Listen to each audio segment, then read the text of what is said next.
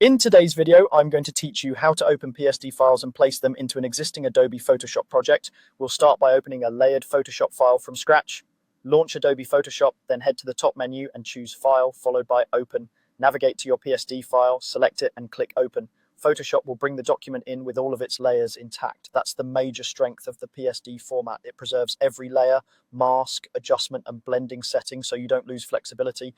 Once it loads, you'll see your layer stack on the right. Each text, graphic, or adjustment remains separate, which means you can move items independently, toggle their visibility, reorder them, and tweak their blend modes without flattening anything.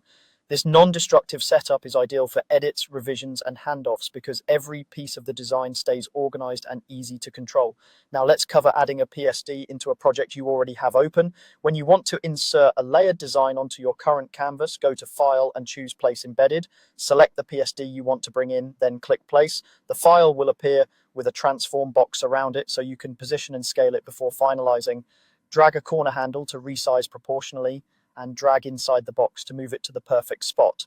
Alignment guides will help you snap to edges or the center as you go, making it easy to keep things neat and precise. When you're happy with the placement and scale, press Enter, also labeled Return on some keyboards, to confirm.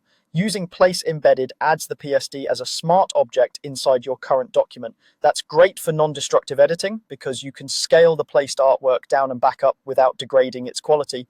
It also keeps the file packaged with your project, so you don't have to worry about external links when you move your work between computers or send it to a teammate.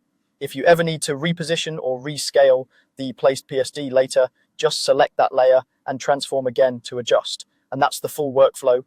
Open a PSD directly when you want to work within that file and access every layer in its own document. Use Place Embedded when you want to bring a PSD into an existing composition while preserving quality and keeping your edits flexible. With these two commands,